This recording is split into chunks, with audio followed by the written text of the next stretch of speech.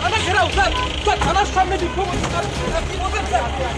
Sir BJP लोग तो यहाँ पे यूथ सर, अरे अभी आया है भाई, वेट करिए ना, कैसे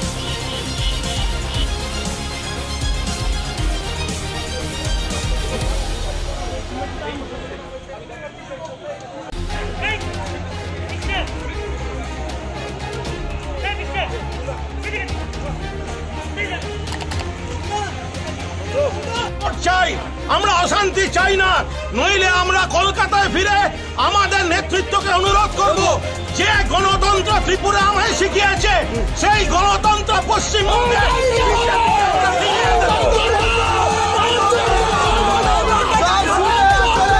আমি তো মানে এই গত কদিন যা চলছে এগুলো নিয়ে আর বিস্তারিত বলার অপেক্ষা রাখে না, সবাই জানেন। কালকে কুণালদাও ছিল, ফিরাজ হাকিম ছিল, আমাদের একটা পুলিশ পারমিশন নিয়ে মিটিং, সেখানে বাবুল সুপ্রিয় ছিল। প্রকাশ্যে যেভাবে মানে পুলিশের সামনে, সেখানে যেহেতু পারমিশন নেওয়া মিটিং সেখানে পুলিশও ছিল, সেই জায়গাতে যে ধরনের তাণ্ডব এবং আমাদের সেখানকার প্রার্থী 10 নম্বর ওয়ার্ডে পান্নাদেরকে যেভাবে মেরেছে তা নিয়ে পুলিশ একটু কথা না, কোনো স্টেপ তো দূরের কথা, আমরা কমপ্লেন করছি প্রত্যেকটা ক্ষেত্রে, প্রত্যেকটা ব্যাপারে আমরা কমপ্লেন করছি, এফআইআর লজ হচ্ছে, কিন্তু আজ পর্যন্ত একটি স্টেপও নেয়নি, একটা পদক্ষেপ আমরা দেখতে পাইনি যে পুলিশ নিয়েছে। অথচ কিছুই হয় না, আমরা এর মধ্যে কিছুই খুঁজে পাচ্ছি না। কি হলো, শাইনি ঘোষকে হোটেলে গিয়ে এক্ষুনি আসতে হবে কারণ ছাড়া, কি এই ওনার বিরুদ্ধে কমপ্লেনটা কি এটাও মানে পরিষ্কার করে বলছে না।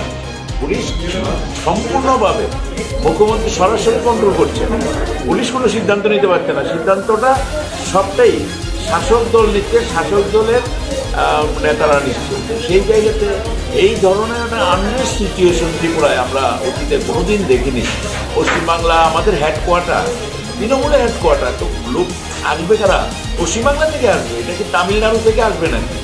আমরা এটা কিন্তু বুঝতে পারছি না যে আমাদের পার্টির হেডকোয়ার্টার পশ্চিমবাংলা, কলকাতা, তো হেডকোয়ার্টার থেকে পার্টি এখানে কিভাবে সংগঠনের কাজ চলবে, কিভাবে নির্বাচনের কাজ চলবে, সেটা তো সেখান থেকেই আসবে। ওদেরকে কৈফিয়ত দিতে হবে, কেন এসছে, কোন হোটেলে আছে, কি করছে, তাই তো মানে এমন পরিস্থিতিতে আমরা মানে সত্যি কথা রাজ্যের বদনাম হয়ে যাচ্ছে। আমাদের রাজ্য কোনোদিনও এরকম ছিল না, আমরা অতীতে এই রাজনীতি দেখিনি।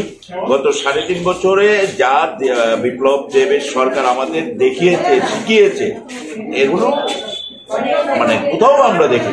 সুতরাং এটা সম্পূর্ণভাবে একটা হ্যারাস করার জন্য, আর কিছু না, হ্যারাস করার জন্য। বাবুল সুপ্রিয়র সঙ্গে যে ব্যবহারটা করা হয়েছে বা সাইনি ঘোষের সঙ্গে যে ব্যবহারটা করেছে, পুলিশ ওদের এখন কাঠপুতুল হয়ে গেছে, যেভাবে পরিচালনা করছে সেভাবে চলছে।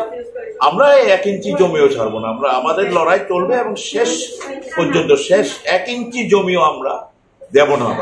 তাতে যা খুশি, আমরা অনেক কিছু শুনতে পাচ্ছি, অনেক কিছু করছে ওরা, বাইরে থেকে লোক আসছে, বাইরের হোটেলগুলো সব বুক করে নিচ্ছে, প্রতিনিয়ত ভয় ভীতি প্রদর্শন করা, এগুলো করে নির্বাচনকে সম্পূর্ণ প্রহসনে পরিণত করতে চাই।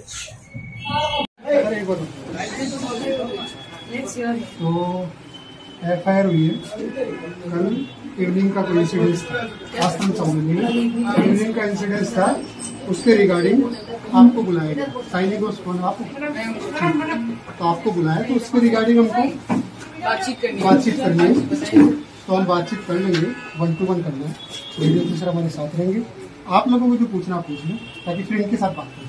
ठीक है सर। করেছে ওয়ান বিশ্বজিৎ দেবনাথ।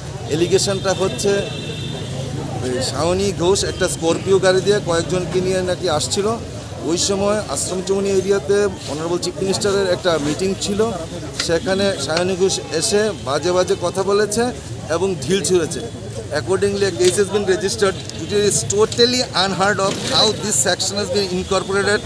আমার এই এতদিনের আইনি জীবনে আমি শুনিনি। 153, 153A, 506, 307, 120B অ্যান্ড IPC এই একটা কেস রেজিস্ট্রি করেছে। ওনাকে এনে যখন জিজ্ঞাসাবাদ চলছিল তখন এসে হঠাৎ করে এই অ্যাটাক, এটা আপনারা দেখেছেন না?